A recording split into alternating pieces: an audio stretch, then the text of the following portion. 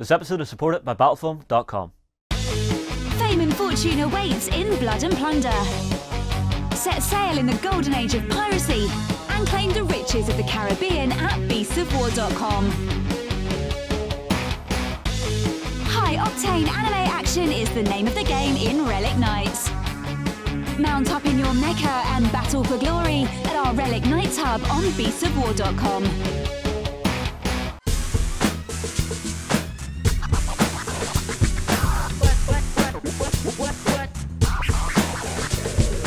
Good morning, it's Weekender time. Thank you for joining us. I'm back in my chair. Couple of weeks off, raising babies. He's now raised. Your job is done. Let him go. My job is done. Into the world. Back to gaming now. That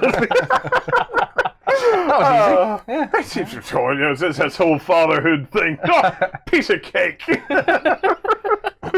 Thank you for all the kind wishes, everybody. Baby Jack is amazing. He's gaining weight at a great pace now, putting even myself to shame. So we have a happy household and 3 other very happy children who are just running around loving their baby very hard. They're just it's just too much love. I'm just glad to get back out and get back into the world of gaming. Because I would need to go to a tournament to get all this love. Let's not jump the other side. Let's not swing the other way so fast. Well, we have tournament. We have the Beasts of War tournament in Destiny coming up, so it's not too far away now. Right. First things first. Just some orders of business. We have a prize to give away for you, one of you guys. So we were giving away a Chain of Command bundle, and the winner of that was Nick Johnson, whose thing on the website is Grod1016 or Grod1016. There you go. There we go. Yeah. Congratulations! His thing on the website. I mean his username. That's In other news, the voting for the Beasts of War Awards has now closed. We've had thousands of votes. It has been spectacular. So thank you to everybody that's voted. It is now closed. That means we have between now and the live awards night to do the following. We've got to get all the graphics done. I need a blue tux. We need to get a tux. blue tux. A blue tux. A blue tux. Shiny. A blue shiny that tux. Lloyd's going to let me put on camera. And Can I get a mess purple with the tux? lights. I want purple. Yeah. Purple We are. Will we say the date we're aiming for? I'm nervous to say a set date, but it will be soon. First of December, we think. we're aiming for a Friday night live show. You will appreciate, though, there's a lot of work to be done. So the thing is now closed. We have to go in, analyze the results, get all of the graphics, all of the animations, everything all done. Maybe even do a rehearsal. I think that might be a good idea if it's a live show. Okay, wing it on the night. It'll be all right on the night. Just wing it. Yeah. I know some members of the community have already sent us some lovely treats to support the award show. Oh, yeah. Actually, Have we? I've kept it a secret though because I handle all the packages that come in these days, and I'm going to share it with you guys once we get closer to the award. So thank you very much for the little thing that'll make the night more interesting. Ooh, oh, I'm excited about that. Yes, well, a massive thank you to everybody that's participated. We're going to have an amazing evening of crack. Where we're going to be announcing our winners, and start the run in towards Christmas. I think it's going to be good fun.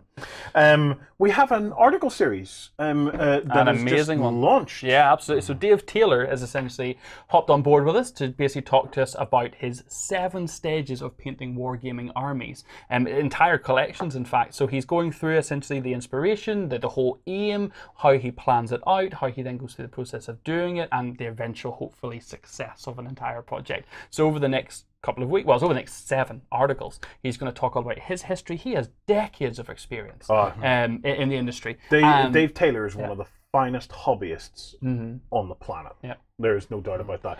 But for the first article alone made me realise that he's just a man. Really, he gets some cool minis. You'll see, he's just a man. Yeah, he's got he's got the same. He sees a cool mini and he goes, "I'm going to paint that," and he starts painting it, and then he goes, "All of a sudden, I've got 1,500 points of this. How did that happen?" And, he's got the same attachment that everyone has. He's a hobbyist at heart. He does have his flaws. Okay. So like, he's the perfect person to talk to and get a bit of insight from when it comes to how you approach these big projects that we love to do, and and his work is exceptional. I watched him once blaze through a unit of Technus in what must have been like an hour and a half, and the whole thing was done, and it looked beautiful. Technus, I call them Pignus. They're the pigmen from Wrath of Kings, and we were short in filming. Dave was actually over with us, and he said, no problem, stand back, everyone. Done. And it was between his fingers. So quick, so simple, and it just looked brilliant. I was going, I can't believe Dave Taylor in the studio, man. He talks about things like painting techniques he likes, also color palettes in particular that he enjoys to paint, and how he taught himself to paint yellow and become good and proficient at that. And he's also, one of the article series is going to be focusing on not just successes but also failures, moments when you've tried something massive and it's not come the way you wanted. I'm looking forward just to getting through the entire series. It's really nice. It's really heartwarming is the wrong term, but grounding to see that the people who are kind of at the head of our industry are still at the core hobbyists, and they still love it for the same reasons that everyone does. You have to, because if you didn't, you wouldn't stick around. Right, you guys were at Essen. Yes. And yesterday we had a delivery of a huge, shiny box. Now, Warren said to me before we went to Essen, bring back some games. Oh, how we took that on board. He didn't quantify, didn't set any sort of restriction. And he sent me and Ben, and Justin, of course, but we tied Justin to a desk to edit. The poor guy was editing non-stop. So when Ben and I were about, we got a few games. Do you want to, we're not going to get it all out now. Tomorrow, on the XLBS, we'll properly show off all the stuff we brought. Do you want to whip your box out? Yeah, whip the box out. Ben, go on. Ben has a hernia after this. Okay, hernia Ben, he's up. Oh, God. Good God. Look at the size of it. Oh, my goodness. Hopefully it doesn't destroy everything. And is that... look at that.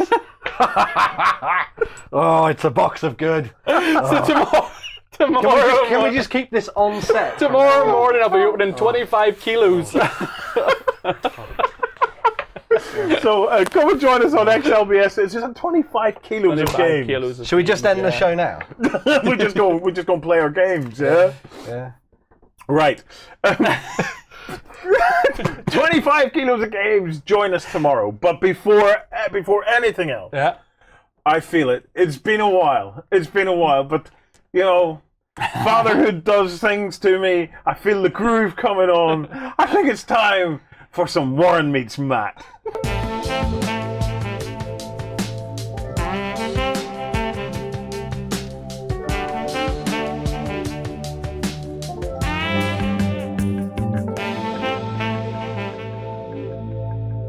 Hello guys, it's Warren Meets Matt. I am really passionate about this mat. Okay, this is what is this called? This is the P-Works Industrial Ruins mat. Industrial Ruins mat from P-Works. I'm telling you, some amount of passion has went into this mat. So, looking at it, first thing we have to do is check the resolution. The resolution is pretty damn good on this. So isn't it? All of the individual rocks and everything are all very visible. I like the color palette. Let's try and get a big wide shot. I've stuck my nids on it. So I have.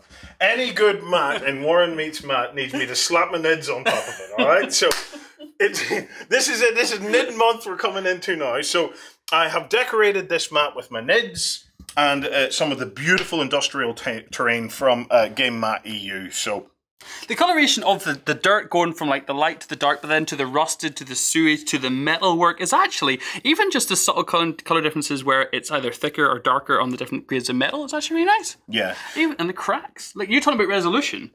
Look at that. Where are you going? Come over. No. Can you get all the way over here? Is that too far? Look at that, Shil. That's really, really nice and smooth and crisp and clear. Yeah, all those things. The good thing about it is it also looks natural. Okay. Some gaming mats, when you roll them out, it's repeated. Well, it's not necessarily the repetition. They can sometimes have a distinctly unnatural look. Yeah. So by choosing the color palette correctly, you open yourself up to your miniatures look like they are standing on it. Yeah. Okay. They don't look like I'm not such a fan of the cartoony kind of a mats. I like this because of the realism, and there's a depth to it. The other thing that they very smartly did was they kept it all nice and low profile. And what I mean by that is they didn't put a graphic on it which represents something that should be here. Yeah. Everything, when you're looking down upon it, looks like it will blend with your terrain. Look at this bit here especially, right, where you have your hazard lines and things like that. You could plop anything there, vehicles or whatever, and it looks like it's supposed to be there. If it was something that was designed to have more depth than you can realistically imagine on a map, it looks strange. It starts to look strange. But I'm very pleased with the way that they have designed this mat. I think it's really cool. It appeases my OCD really well, because it has what I'm always looking for in game mats, which is kind of sections. But none of the sections are the same. None of them are broken up. And I have this weird thing when I'm designing a mat and setting something up, but I kind of in my head start to break it up a little bit, as I've done here. But with this one, it all kind of blends together. Yes. It doesn't. It both looks like it has road sections and kind of natural paths for you to flow on. But if you stick something over the top of any part of that, you're not restricted. Some of these kind of snowy mats you see, or even grassy mats that have roads that cut through them, it's almost like, well, you just can't put a building there, or otherwise it's going to look really strange. This one, I find, does both really nicely. It gives you the. You're absolutely right. It gives you the ability to look at it and say, I see a general pattern here of where I could place my terrain to make it look in theme. But it's not structured to the point where you couldn't break with the structure and put your terrain down anywhere. The other thing it has is a couple of nice objective points already kind of built into the mat. I think these are kind of just crying out to be objective points. You've got one down there as well, which is just, and again, it's not the same pattern, just duplicated. It's a completely different, I mean, it's the same, you can tell it's the same sort of structure in the map, but it's not been through the same weathering, through the same design. So for me, I would have these as silos of nuclear weapons or something like that coming. I just like, woo, woo. I can see little flashy red lights and everything. So yeah, it's a really good mat. I'm very pleased. The quality of the mat is spot on. We've been having a play with it. Yeah, I left this specifically clear so I could have a little roll, a little tease, a little and check the elasticity and everything on it, and it's lovely, absolutely perfect, not a blemish. Yeah, it's good stuff. Good stuff from P-Works. So P-Work Games. P-Work Wargames. P-Work Wargames. Passionate Italian company. Yeah, go and check out pworkwargames.com. Passionate guys from Italy who passionately created an awesome mat that I'm very passionate about. It's time for 28mm World War II action. Will you recreate history or reshape it your way?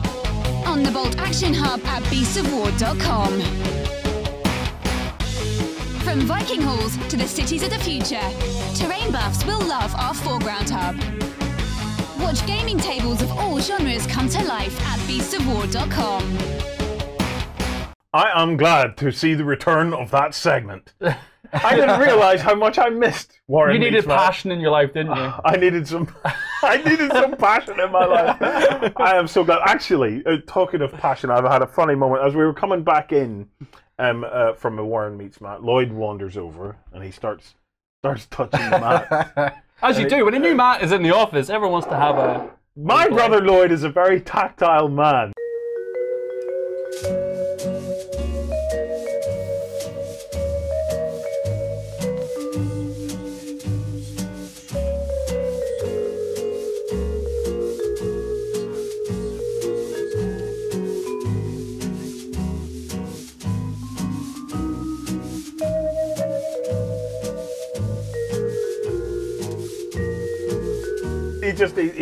He just starts touching the mat and stroking the mat, and he goes, "Oh, that mat feels amazing." And I went, "No way!" He said, "No, that mat feels totally different to the other mats. There are other mats. He's feeling the mats." And I got up and I'm touching it, and the mat feels exactly the same as the other mats. And Lloyd says, "No, absolutely doesn't." I said, "I'm going to have to blind test you on this." Right? So first I say, close your eyes. Now, it takes a few goes because I have to get over the whole sibling brother thing of Lloyd's not sure that I'm actually going to put his hand on a mat. so I need to build up the trust levels there for a little bit. No, this is genuine, Lloyd. You are actually going to blind test the mat. I'm not going to put your hand on my ass or anything like that. Again. So it feels furry. So that's fine. It takes us a few goes because Lloyd closes his eyes and I go and reach his hand and go to put it on the mat and go to put it. He can't do that, he says. I know which mat it is now. So it ends up I have to parade him up and down the hobby hall to disorientate him enough to get his hand on the mat. So I get his hand and I put it on the P-Work mat. Yeah. And he strokes it and he goes, "Okay, let's do the next one." So we parade him up and down the hall again. I take him up and I put his hand back on the P-mat. As you do, it's a proper blind test. My Andrea, by the way, will not drink anything other than real full sugar Coca-Cola. Okay? You didn't mess with a pregnant lady and her Coca-Cola? I've been feeding that woman Diet Coke for about 7 years. You would say, always up to the McDonald's, don't press the wee differ things on the lid. But there was You're just with a different set of lids. Like just... There you go. Enjoy your Coke, Andrea. But anyway, she totally caught me on a blind test. She totally caught me. I bought the Coke Life, the green stuff made with the stevia. Oh, it's not the same. I thought it was lovely. I thought it was great. You know, and I did the blind test on her because I was utterly convinced she would not tell the difference after having conned her into drinking Diet Coke for on and off for so long. I thought she'll never taste the differences. She totally did, and then from that moment on, I have never cheated her on a Coke ever again because she totally proved to me she's totally on it. So Lloyd's back on the thing. I grabbed Lloyd's hand, I put it back on the P-Works mat again. Second time or third time? Second time, and he feels it, and he goes, "Okay, at this point, I have felt the P-Works mat twice." He totally could tell the difference. Because in a blind test, I put him on. No, he said he totally could tell the difference. Yet I must have hands with no nerve endings in them whatsoever, because it felt exactly the same to me. You should rub your cheek on it like a cat. They said, "No, we're truly getting into war." No, for Warren Meets Matt, you have to rub it on your most sensitive parts in order to be able to truly appreciate the mat. But isn't it amazing the levels that Lloyd? I'm gonna have to change it to Lloyd Meets Matt. Because he can appreciate mats on a level we didn't think about going to. I can't do it. So from now on, we'll get him out there and he can go, "Oh, it feels so nice." Well, as you as gamers, you go to move your models and you touch it. Oh, it's lovely. So What do you call a guy lying on your doorstep? Matt. There you go. News. What a segue! Oh I my was god! so sure that he was going to come back with a decent joke after that. I don't do decent jokes. Ben. Yes. I've been out of it now for so long. So long, in fact, that I was screaming for Ben to have 50 news stories in this episode to try and bring me back up to speed. But Ben has decided no, he's picking the best, he's picking the most interesting. Take me on a journey. The best of the best of the best. Sir. Yeah, man. So the first stuff actually comes out of Foreground, and this is them looking at some new renders for the Fabled Realms. So here we actually have some of their amazing elven greatswords that are going to be included in sort of the mercenary factions and stuff when you're playing through Fabled Realms, which looks very, very cool indeed. I really like the looks of these because they've managed to get a really nice sort of agile flow to the models, which is just fantastic. And they show off this really nice sort of the different styles of elf as well. So you've got some of them that look a little bit more sort of martial, as if they were soldiers, and then a few of them that look a little bit more like they're mercenaries, sort of hang around sort of like with other races as well. Yeah. Like I think there's actually there's one elf, I think it's on the left-hand side. Look at the facial expressions with on there. the patch over his eye, and he just looks absolutely fantastic. He looks like a brigand or a corsair, for example, that maybe is sort Those of sculpts are beautiful. They are absolutely amazing. Like if you love the look of elves, I think this is a pretty good way to sort of get your fix of them, I think. So I love Peter Jackson's elves from Lord of the Rings. I think that they were done exceptionally well. They were, exceptionally well. Well, but this guy here, Ben, Just let me zoom in on this guy, right? This guy here closest to me. Look at that face. Yeah, it's absolutely fantastic. Yeah. And the dude with the patch is nice too. I will say, yeah, he's cool. Like too. one of the things about these is that I think it actually tends to humanize elves a little bit more. Because a lot of the time we see elves and they're very much like the Fae, They're like graceful above everybody kind of thing. yeah. Whereas with this, we're seeing a little bit more of like the strain and effort in their attacks and things as well, which I thought was really cool.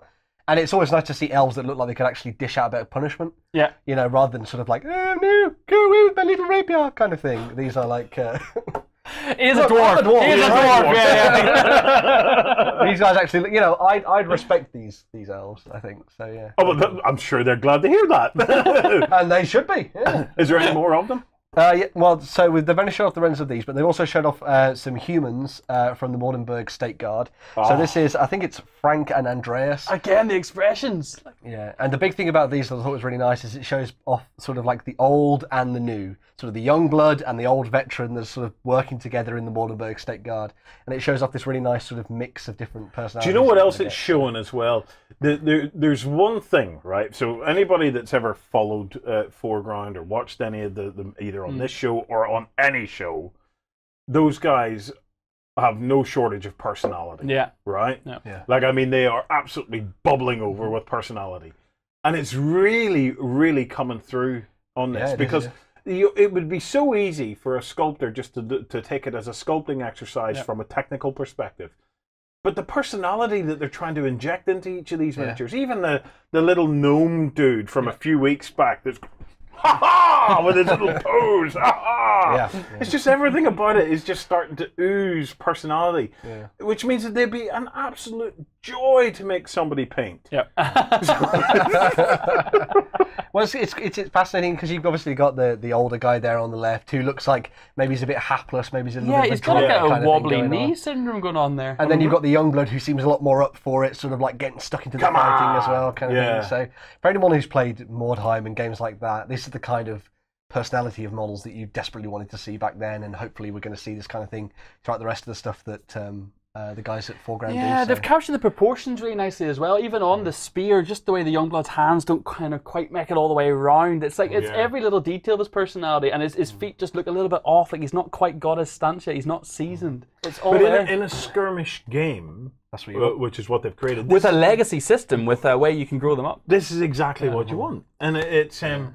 I've got to say, you know, as every week goes by and we see more and more the development of this, these models are drawing me in more and more because each model is now able to almost tell a story of its own, and I find that fascinating. I really do. It makes it all the worse whenever they die in the battle, man. It makes whenever you've built them up, you've upgraded them, they've aged, they've gained abilities, and then all of a sudden you roll that dice and they wounded, but then now they're actually dead, and then you're just well, it's all right. We'll get a hobby lab going on how to make graves for your minis. Oh man! I had a model once in my Mordheim warband that I refused to let go because I just loved the character so much, and I actually was using one of the plastic models from the old it was the Free Company set, I think, for the Empire. And I loved him so much that even when he lost a leg, I cut off his leg and I built a little peg leg for him. Oh, when he lost his arm, I cut off his arm and I put a little bandage around it to make it look like he. And that guy stayed with my warband for far too long. But it was just amazing to like play around with the model and sort of change it and tweak it as it went through. So it was very cool. So yeah, just a little. We were chatting. I like that idea. We were chatting a little bit about this the other day. We were saying about board games have legacy systems where essentially you rip up cards or you replace parts of your board, and obviously miniatures games have campaign systems. But we were like, what happens if we took campaign systems and made them more like legacy systems? Like if your model actually died. You know, if you actually lost a leg, get the lighter. You actually got the lighter out, or you got the snippers out. You got the, you know. I can even beat you on that. Daryl, who used to be on the show, I miss him. But Daryl had this awesome one, and it was his own take on Legacy, but it wasn't called Legacy back then. This was Daryl's training mechanism to make you a cheesier player, because every model that died, you had to write a letter to his mother. to explain how he died. He says, if you write enough of them, you will not let any model die in your game, and you will become a better gamer as a result. So next time in the legacy system on this, you cut the legs off, but if you do write a letter home as well. There you go. Oh my goodness. It is brilliant stuff. Looking forward to seeing more from that. They have some terrain out. Yes, so this is the new releases for November.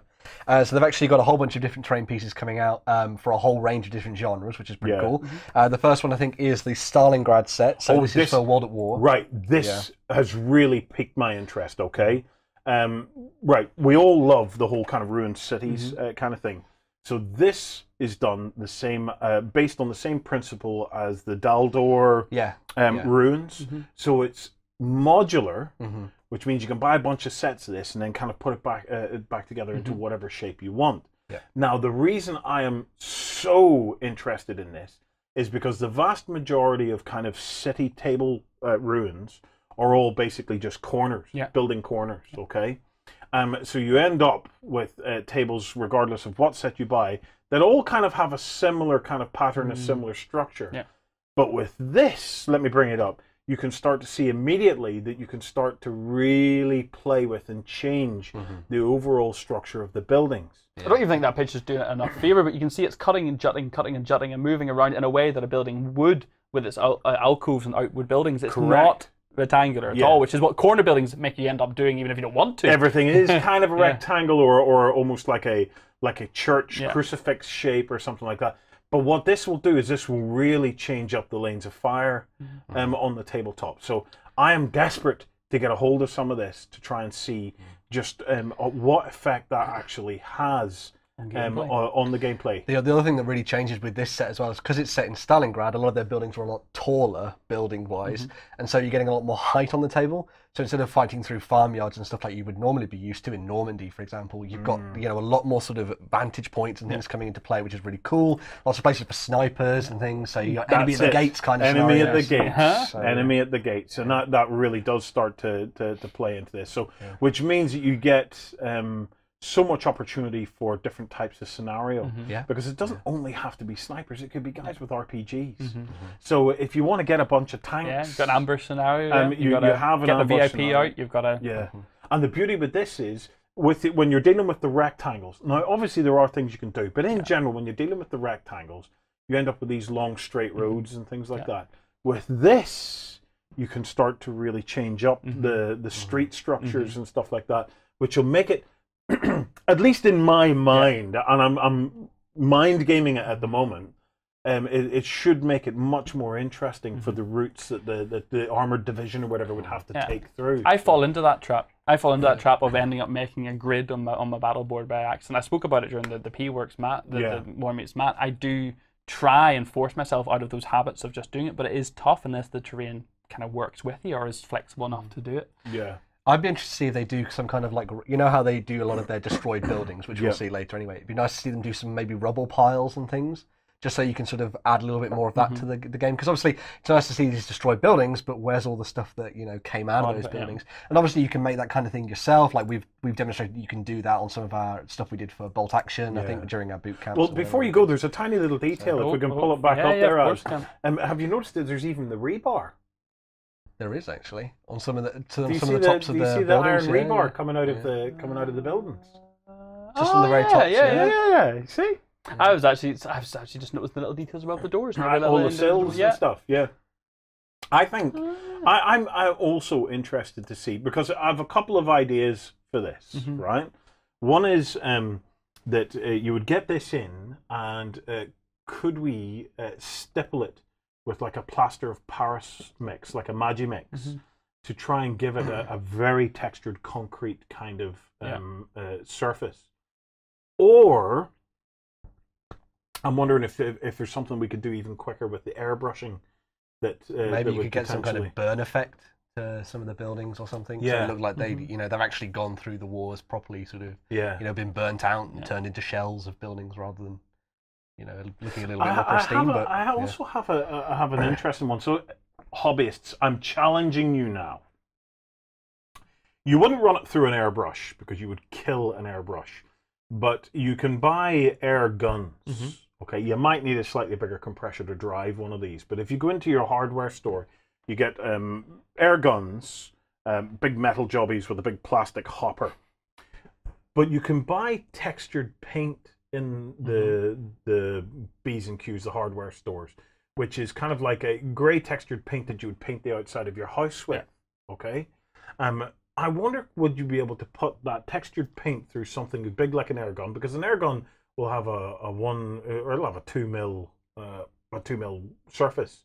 So if you stood back a reasonable distance and then coated that with textured paint from an air gun, that might be a really, really fast way. Because especially if you go back a little bit further, because what will happen is the paint will start to dry as another layer comes on. Just as it's hitting the model, actually. Because as the paint is being forced through the air, it'll actually start to dry itself. So even a non-textured paint running through an air gun at a distance being applied like that, with blasts, will give you a kind of a textured surface anyway. With it being a textured paint going through like that, it should give you, again, I'm mind gaming here, but it should give you a really nice textured surface to the whole thing. And that's what I want, because in any time, the closest I've ever got was spending some time in Eastern Europe, and the buildings from the Second World War. They have this beautiful old stone kind of a texture to them, and I would really like to see if you could apply it to that in a fast way, and then take your airbrush and then give the whole thing shading and stuff like that there. But to give it an actual this texture. is making me want to start playing Spectre Ops.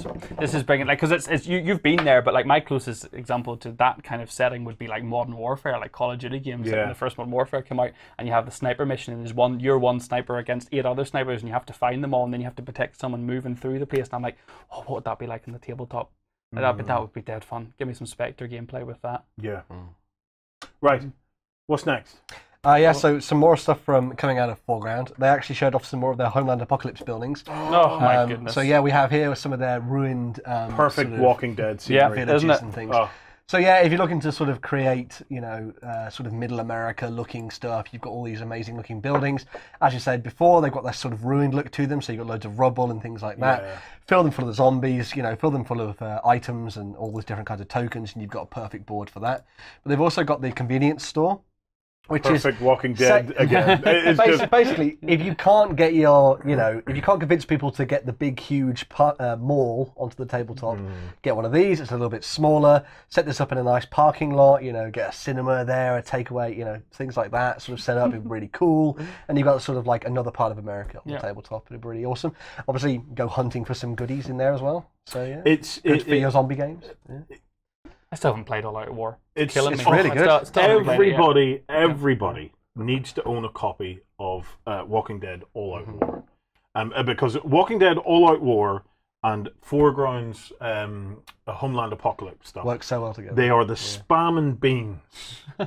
They are the spam und beans of the gaming industry. There is no two products that go together, that marry up more beautifully the Walking Dead All Out War and this stuff. I'm sure there are other more elegant combinations you could think of, but all I can think of when I think of a perfect combination is spam and beans, man. And it's like they just go so well together. And if you don't have a copy of All Out War, you're totally missing out, because that one copy for you and your mates, when you get the hang of the rules, there is no rule set out there that's easier to hack and to have fun with, and to come up with your scenarios and suit your scenarios around these buildings. So, like, if you've watched The Walking Dead, and it'll be coming back on again soon, I'm immediately... 22nd of October? Has that started? It couldn't have started yet. Are we an episode in? Are we? Are we? Oh, new baby plan? I don't watch it, so I don't... All right. I've got to find out. a horribly sneaky feeling. I've got to find out. Oh, anyway. Warren's gone. I no sooner look at this and I have a look at him. I no sooner look at this picture and I'm immediately thinking All Out War scenarios just based around that. It just lends itself to it so well. Well, we did add 2 exclusive downloads, didn't we, for All Out War, showing off. Yeah, we've had 2 exclusive battles. Yeah. So this gives you more more choices when you would get stuck into your games. Oh, Jerry and Justin playing that are great. Yeah. Awesome. So if you want, there are 2 PDF downloads. 2 PDF downloads for free. Come on over to beastsofwar.com. And check it out. We'll get a link in the show notes, lads. So we'll get a link in the show notes. Come across, download the 2 PDFs, and there's 2 more scenarios. And they were scenarios that were made for the existing box set. So it's they're not they weren't. Oh, you need this new set to be able to do that. So really cool stuff. Great game and a great terrain series to go with it. But wait, there's more. Is there more? Yeah. So some of the other stuff they've done is obviously they've got the Jezere terrain which they used for Drop Fleet and Drop Zone Commander or whatever. But this is the 28mm stuff that they're doing for their industrial zone. Yeah. And so this is some of the really nice sort of pipe works and things they've been putting together, which is really fantastic. So yeah, absolutely amazing looking really stuff. Nice. So yeah, we were talking a little bit there about Spectre Ops. Yeah. Here's some cool things for user Spectre operations and stuff. Have these set up in some kind of Middle Eastern scenario or something like that. Play around on there. Maybe you want to get stuck into some rogue stars and do some sci-fi things. Now you've got the really cool like industrial word down, like maybe even if you're playing Necromunda, something for your Underhive as well. I wasn't going to say it. I wasn't. Necromunda totally needs 3D terrain as well, so this is it. There we go. And on the topic of Necromunda, we have a playthrough of Necromunda as well. Yeah, from Essen Spiel, we managed to get Justin to sit down and get a proper start a game of Necromunda to show all the rules off. So if you want to see how it's played, can we get it in the show notes? Yeah. Yes. Come across to beast4.com. The lads will have it in the show notes, and you can link through. And I think we have the only playthrough that is. As of recording right now, I believe we absolutely had the first one out there. Yeah. We once we saw the Essen Spiel, we just knew we gotta get a game of it. It was great. It was absolutely great to see it. The painted minis look amazing. The gameplay is fast and flowing. It's what you remember, but simplified in some ways. It's on a 2D board with terrain, but 3D terrain is absolutely a thing. As is the campaign mode. And that's the Gang Wars supplement is the thing that allows you to do all the kind of things that you wanted to do with Necromunda that you still probably want to do with Necromunda. So who knows? Very soon we could be finding out that Necromunda and this is the spam und beans of gaming. Who knows? Right, are we any more? No, there's more. There's one more building. So this is Valiant's stable from the Fabled Realms collection. Absolutely gorgeous. So yeah, obviously they've done a load of really fantastic characterful buildings. They've done the Blacksmith's Forge, they've done the taverns, they've done the Watchtower. This is the stables, as you can see here. A really nice. Can I see the insides? Yes, you can. Oh. So yeah, a really nice clash of aesthetics there as well. You've got the really sort of dark wood of the stables, and you've got a little bit more of the the sort of upmarket look to the rest of the house as well. Looking fantastic. Obviously, the same thing with all the foreground terrain. You can go around and play inside it, which is wicked. And looking absolutely fantastic. Makes me want if you want to build more stuff for Mordenberg and the Fabled Realms, you've got loads of epic choices now. I've got to say that the Fabled Realms range for me is probably the finest terrain pieces. I just love it. I love the character of it. Yeah. I just love the character of it, and it's the fact that it's so complete now. You know, there are better individual pieces of terrain out there. There's stuff from Tabletop World and stuff like that that is just mind-blowingly beautiful. But for a range now that is so large that you could conceivably do any size of table. And in February, when we come to run the play test for the Fabled Realms, the tables are going to look amazing. I'm just thinking one of our 18-footers, all dedicated as a Mordenberg street scene. And with all the ruin buildings they do, we could have it. The Dragoya are attacking through the city, and there are some places that are still standing, and then other places that are a bit more ruined as well. It's amazing. No, we're doing it. No, wait. Again, we are on a roll. We have just put. Now this one's for backstagers. So, but we have this week had a dedicated 5-part series where John took the Fabled Realms stuff, vanilla, and then went through the whole process of upgrading them in loads and loads of different ways. The whole process of super detailing to create an entire winter-themed table. So your starting point was picking up some sets of this, and then you can follow along. He's done things like the icicles were the thing that got me.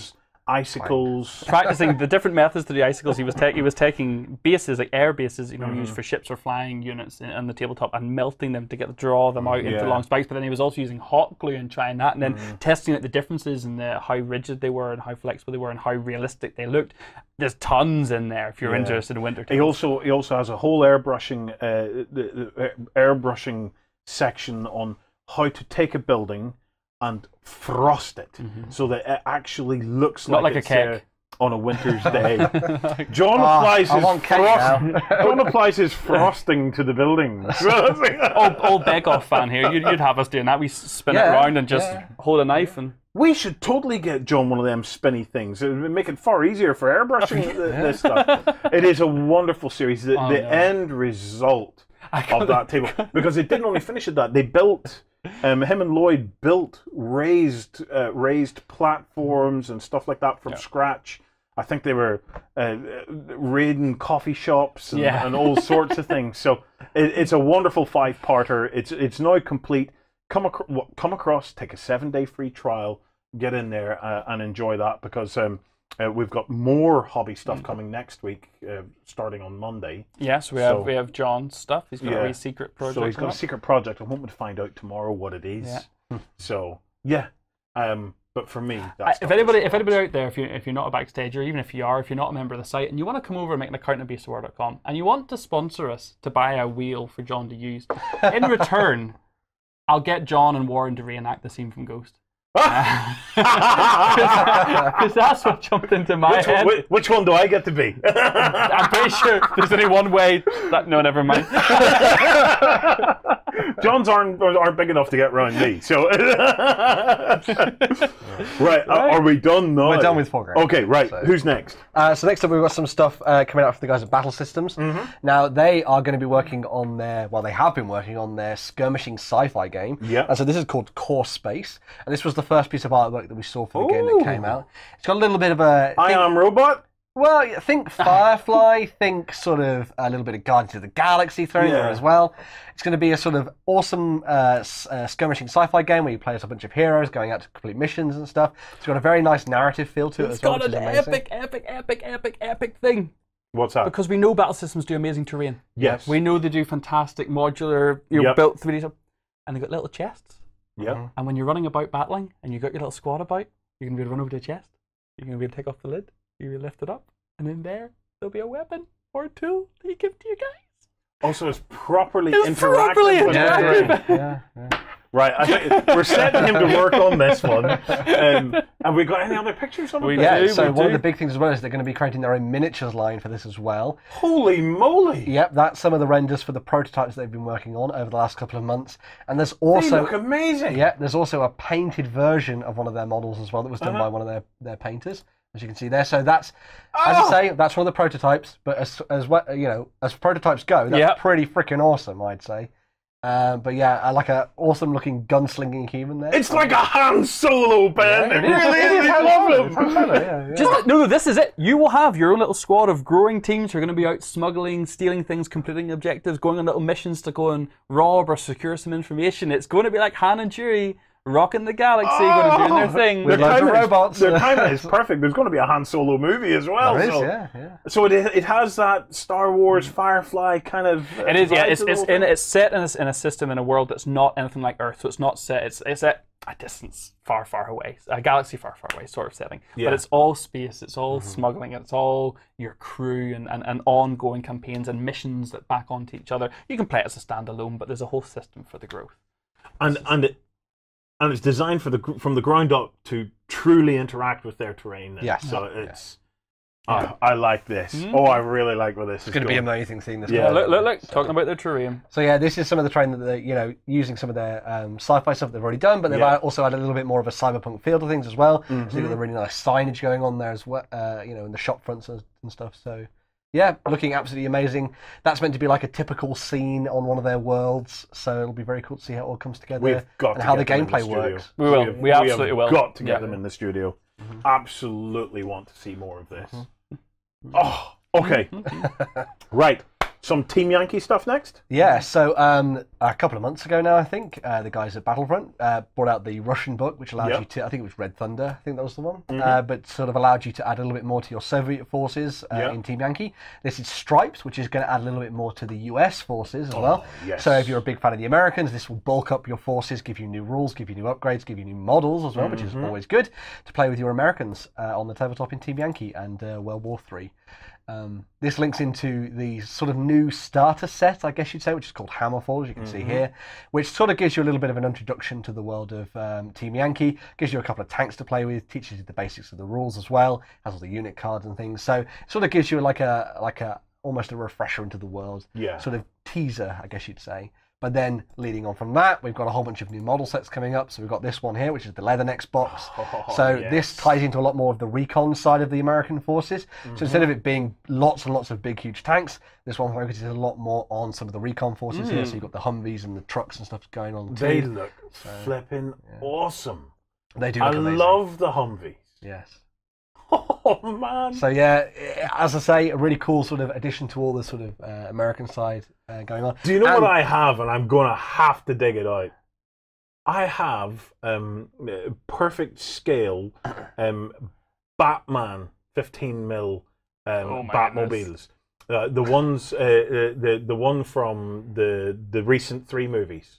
Okay? The Tumbler. The Tumbler. Do you know the way the Tumbler came in black Batmans, but they also had them in the military camo? So I have a bunch of them. So I have the black one for Batman, and I also have the camo Tumblers.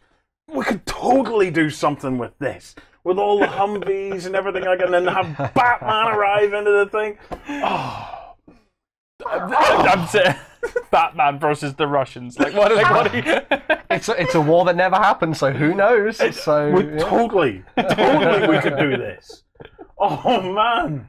But yeah, these releases are going to be happening over the next couple of months. So it's going to be all into the new year and into sort of 2018 as well. So if you're interested in anything to do with Team Yankee, there's loads of stuff coming up for this. And the range is set to continue to grow over the next couple of months, and obviously going to see new rule supplements and stuff coming out as well in the future, which would be really cool. Yeah. So Team Yankee's a massive project for them. Yeah. Huey, awesome. There we go. The Humvees. Well, yeah, there's a whole bunch of trucks, and then you've got the Abrams as well. So the Abrams are coming back out again, which is fantastic as a full platoon for you to pick up, and importantly, all in plastic, which is great to see as well. Yeah, so, what a fantastic release! Awesome stuff. Right, last up, we have this caught me by surprise, but I think it's awesome. A Munchkin CCG. Okay, so because there was never enough Munchkin in the world already to begin with. Well, there's now more Munchkin. You can throw a stone and hit a Munchkin box. Like it's like pirates, zombies, superheroes, spies 2, superheroes Marvel, 2, Disney, vampires. all sorts of stuff. Yeah, so this is nice work, Steve. I can't believe you actually found something that you hadn't touched with the Munchkin brand yet. So the interesting thing about this is that it's a CCG. Yeah. But in typical Munchkin style, it's a CCG that takes the piss out of CCGs. So it's Watch your step, Steve. You're encroaching. So it's meant to be sort of like a Mickey take, I guess you'd say, of the CCG model. You know, making fun of it, but also making it fun to play as well. Leave living card games alone, Steve. No, gimme. Here we go. Living card games are off the table. So yeah, it's going to be interesting how this comes together. It sort of goes on the sort of mantra of Munchkin that we've seen before. So you've got the different heroes. So you've got paladins, thieves, rogues, all those kind of things. But then you go and you'll pick up all these packs and stuff. And do you want to know something? It looks great. It does. It does look great. I was thinking when you were at the top of the page, I thought to myself, oh well, and then this. And what is it about us gamers? The moment I see the shiny little packets, what a beautiful piece of art on it. Have you just seen what Have you just seen what? Oh my! You kept. I was about to say this. So what? Okay, so the game was also designed by like my favorite designer, by Eric Lang, and Kevin Wilson as well, who's also very famous in the board gaming industry. But Eric Lang has had his fingers in the pies, as it were, and he's been messing around with some Munchkin. So it'll be very interesting to see how this all comes together. Steve, forget everything I said. I'm going to give you a call. I'm going to give you a call on Monday. I didn't mean it. I take it back. Oh, just look at it though. I think we got right. What is it about those little foil packs that just make them so desirable? There's something. It's like opening a Baby Bell. You know when you pull that red bit down and you go. It's almost more fun than the cheese. But the thing about it must be something about the product, because they all follow that. There must be something about the product design, because recently in one of our supermarkets, Sainsbury's, a few months back, they had a promo that if you spent £10 on groceries, they gave you 3 packets of Lego collectible The Lego cards. card. Oh, right. Brutal. So I go up from time to time to pick up some groceries. Lego. And I'd managed to pick up, I got the first 3 packs. And because I had 3 kids old enough to benefit from that, it meant that every time I went in, I had to minimum spend a tenner to make sure that I could never walk out with 2. I had to walk out with 3. But I'd done it a few times, and I ended up with something like, maybe 30 packs of these that I'd gathered up over the while. And I kept them all in the box to sometime when the kids did something to deserve a cool treat or whatever. And I then it happened there last week while I was on leave. There came a moment when I thought, now's a good time to whip out these Lego cards.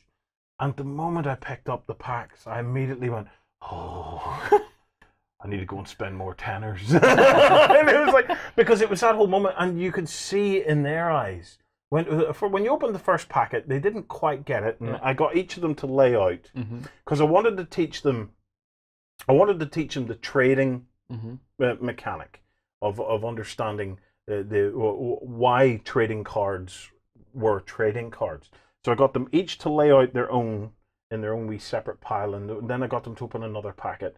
And then after about the 3rd packet they opened up, they started to get some duplicates, and then I started to explain to them that whenever you've got duplicates, this is an opportunity for you to ask your brother or sister if they would like to swap one with you. Right. So to begin with, I was showing them the swapping 1 for 1. Common for a common. Rare for don't. Careful now. There were foils in there. There were foils, easy on them foils. Oh. But by the end of it, when they'd opened a few of these, some of them, each of my kids were lucky enough that they have a kind of a theme that they like. Manny likes weird stuff. Anybody dressed like a banana or something like that, he doesn't love that. Savannah loves all the mystical stuff, so anything that's kind of mermaidy or elfy or fairies and stuff like that there. And Maxie likes anything with wheels. so they were all able to do these trades, but they came to a point where Savannah actually gathered up 3 or 4 to trade with Manny for 1. Oh, go on, Manny. And Manny's like, all this. And it was really interesting to teach him the trading mechanic, that makes me really sad? mechanic. Something I saw at Essen, which is kind of it's a cool app. It's a good idea, but there was a stand at Essen, which is basically an app for your phone where you could take a Magic the Gathering card and scan it, and it would digitize the card and instantly tell you how much it was worth, recommend people who are looking to buy the card and where you could sell it. Oh! And I was like, it's very cool and nifty, but it takes away from going down to your friendly local game store and saying, I got this, do you want to trade? This, would you like to trade? But I think it's a big market. It's a big industry. You can't ignore it. But it was the first time I had seen one that actually, they were demonstrating how it could capture at any angle, and it would register your card, and then you'd have a digital collection of what you got. So you could be like, here's my portfolio of cards that I could sell, and do that all for you without you having to manually kind of type them in. But I like your technique much more of learning, because you know what will happen? Someone will get a bad trade at one point and go, you traded that? Oh, Max, that was I don't know about that. Max will go, oh, and he'll feel regret. Yeah. And the next person he trades with, he'll barter. Oh, yeah. I've got to be careful with this as well, because I have some concerns, because I'm looking at this and I'm thinking, this is the collectible card game for my family, right? Because me and the kids could pick up some of these and whatever, but I'm trying to be very careful of seeding the seeds of addiction. Yeah. Okay. So I want to have a good think about, because kids don't. I want to be very careful. I remember as a child collecting big handfuls of ET stickers. Stickers were the thing whenever I was a kid. Showing your age there, yeah. And it was ET stickers, and I remember having a big, massive collection of ET stickers, and almost this addiction. Anytime I went past a newsagent, even though my mum and dad couldn't afford it, I'd jump up and down. I want ET stickers, and it was that collector's addiction. Mine was Pogs. Was it Pogs? Pogs? Killed me. Go on, Ben. You gotta have one. You had one, Ben. What was it? Oh, I think it was, it was like the Pogs, but it was when was it like the Tassos or something? When Star Wars came out and they had they re-released the original trilogy. I remember. Are these the ones that clicked together and made the shapes and stuff like that? But you could get them for a little album, and I still, to this day, am missing one. I'm missing 2 my Pogs World Tour. I'm missing one. Yeah. I have all these other ones, and it was all the rage in school. Everyone was going around trying to share all these Star Wars ones, and there was always that one that eluded me. It was like a C-3PO one or something, I think it was. So if anyone's got one, I see. This is my concern, and I don't know if it's me being responsible or not, but within the gaming industry now, there's so much fun to be had that doesn't play on the addictive spend aspect. But I would love for them to be able to do this and enjoy it. But equally, I want to be able to do it in such a way as that they can get up and walk away from it. Do you know what I mean? I've seen many lives wasted. Collecting stamps. Collecting stuff. Andrea has an amazing stamp collection. So Andrea has a collector's gene. Yeah. I have a collector's gene. And I wonder, you're going to need a bigger house. It's that whole nature versus nurture thing, and I'm a bit.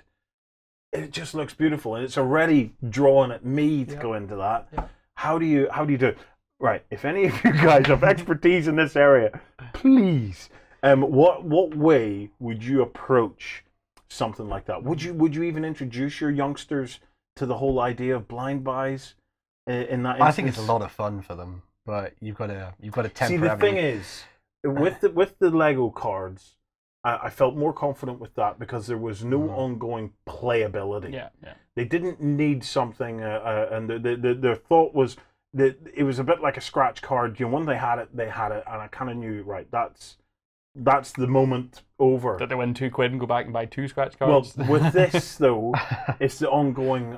You get to play with this, and then they get into the thing of, but if I got more, then I'd be able to do this and that and this and that. That's the leap there. Yes. It's when they start putting a value on the play they can have with the cards and say, if I can find another fireball, if I can find that, and that leap is, for me, the dangerous one. Yes, that's what I'm wary of. It's being happy with what you've got in front of you, and not knowing or not being aware of ways to get the rest. I think that's So long as you're the middleman, as long as you're. If it was this, or if it was Destiny, maybe you got a way to buy like a box of the packs, and then create their own little meta around that and say, this is the box that you have. This is the family box. This is the family box. This is all the things you have to play with.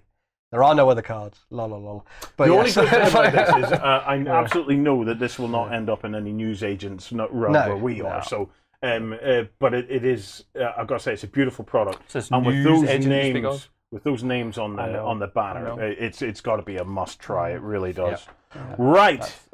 You guys are going to sit down with the developers of Total War. Just before we go, I want to mention something. I want to say a big thank you and do a little call out. We do this now and again because when we were at Essen, we were hosted by these guys, by Mythic Games. Yes. Yeah, and they looked after us like absolute stars. They put us up on their stand, they gave us space, they helped us with Wi-Fi, they were there and they ensured that we had somewhere to sleep, they fed us. Justin had pasta for I think the first time. What? No. And then he didn't have pasta? No. There was he had some of the pasta.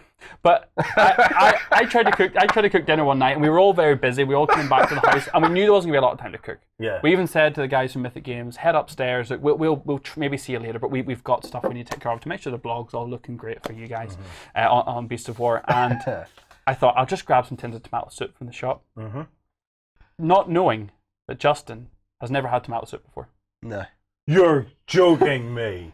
Justin has never had a tin of tomato soup. No joke. Not even a joke.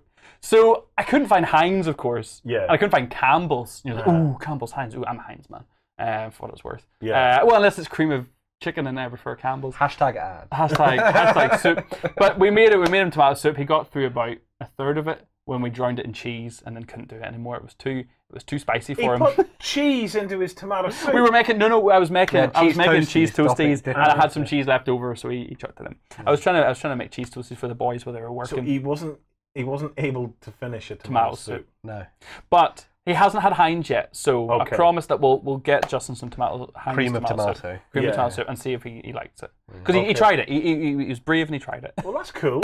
Anyway, that's Did he get a big brat first while he was had over plenty there? of sauce. Okay, good. And what is it with tiny baps in Germany? Baps this size, but sausages this size. So you have a tiny bap with a foot of sausage either side.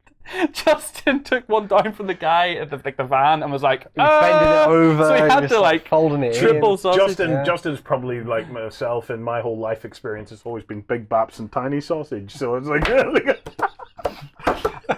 Anyway, that was a bit of a tangent. Right. I wanted to, before we left the news and before we headed off into our next feature, I wanted to mention the Mythic guys because they did a really good job looking after us, and they broke the 1 million essentially just at the start of Essen. Yeah. So Joan of Arc is still going. As at the point that this is going out, it will be down to 6 days left. Yep. So go and check it out. And one of the things they released while we were there, if you're willing to jump in and pledge, is they've entered and put out some of these bundles of joy, they're calling them. But basically what they are is 4 different bundles that you can get to add on to customize how you want to play the pledge. So So for anybody that doesn't know about Joan of Arc, where are you? But Joan of Arc is a heroic skill game, right? It's got dragons in it, it's got undead in it, but it can be played historical because it's all based on the real historical scenarios that happened during the 100 Years' War. And one of the things that makes this game quite special is that the way they have undertook the fantasy element of the game is the fantasy element reflects the true beliefs that they had at the time. So it doesn't matter whether you believe that vampires or the skeletons or demons or Satan or whatever existed. They believed that they existed.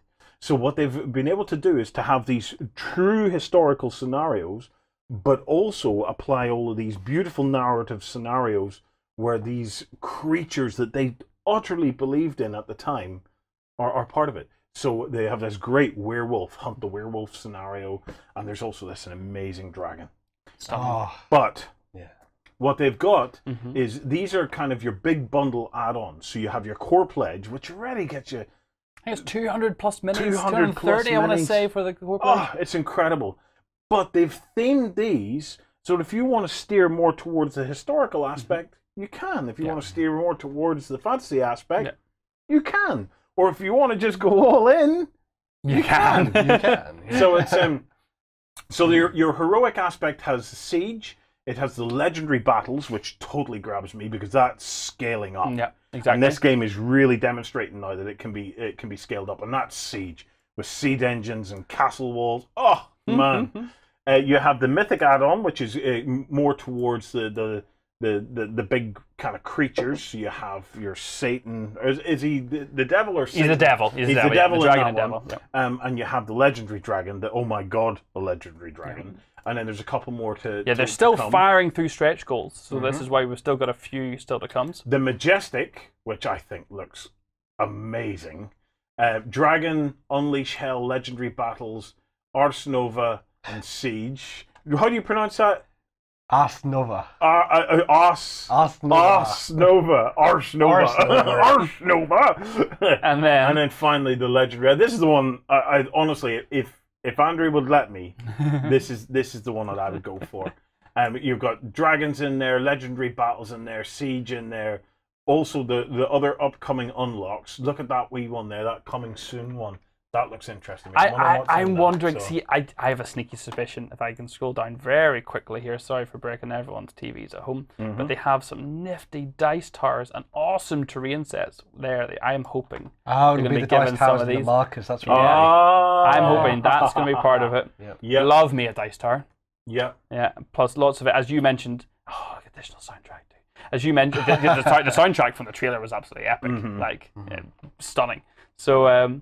Yeah, I think there's a compendium as well, which is mentioned in that one too.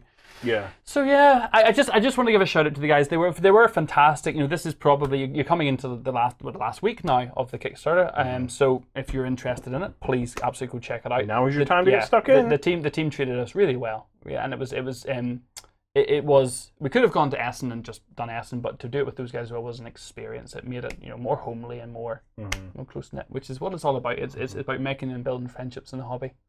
Awesome. Yeah. Right. Yeah. On the topic of making and building friendships, I'm going to leave you guys to have a sit down with the guys behind Total War, Warhammer II, and see what's going on there. Yeah.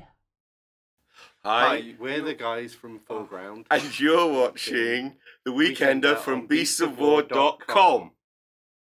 The Weekender, beastsofwar.com. Nailed it.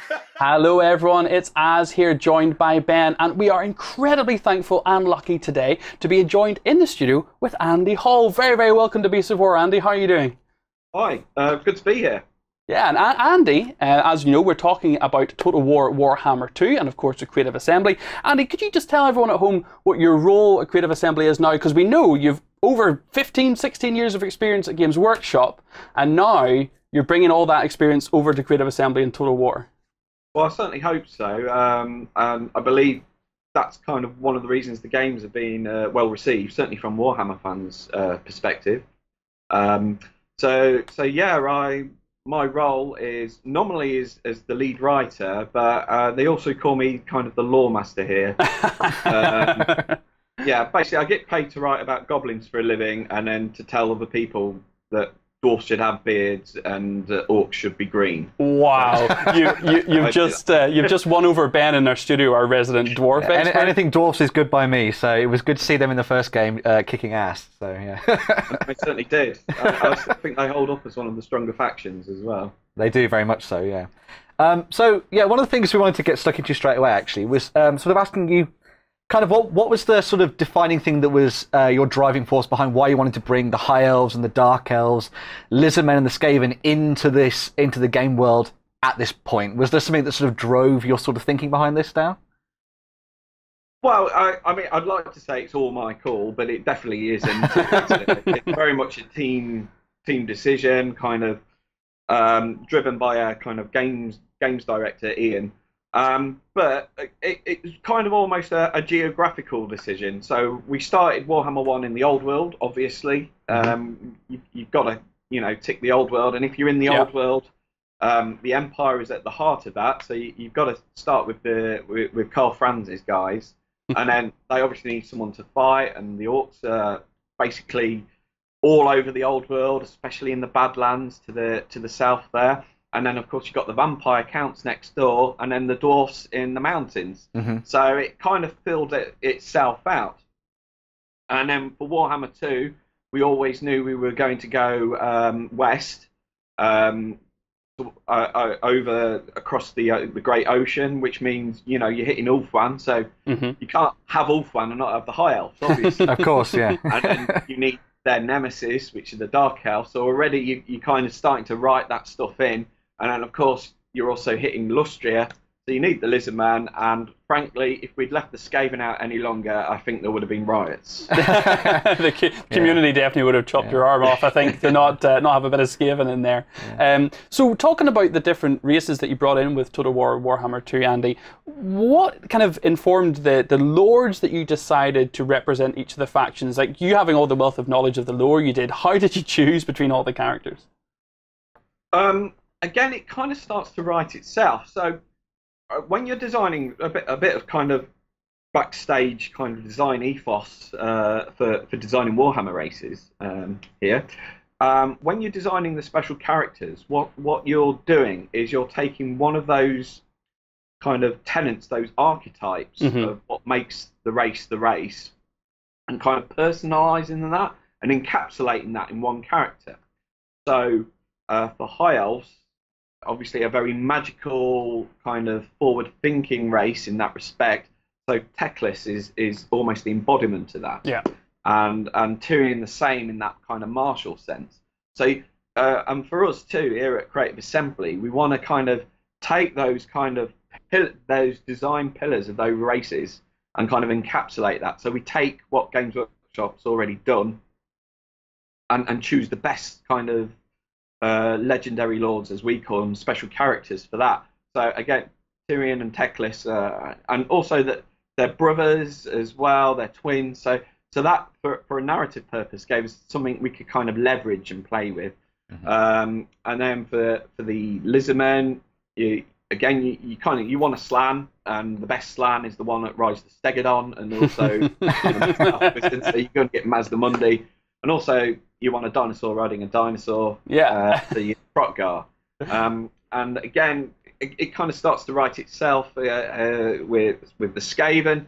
you wanted one of them that kind of stands out as kind of a martial rat, kind of that kind of warrior rat. So Queek kind of picks himself there. And also, if we're in Lustria, and Lustria is the realm of pestilence, so you're going to take the kind of the special character that kind of encapsulates pestilence, and that is Lord Skrog. And then, you know, going up north to the Dark Elves, Malekith and his mum. You can play with there in the narrative as well. They've got a very complicated relationship, I suppose you'd say, haven't they? Put me off.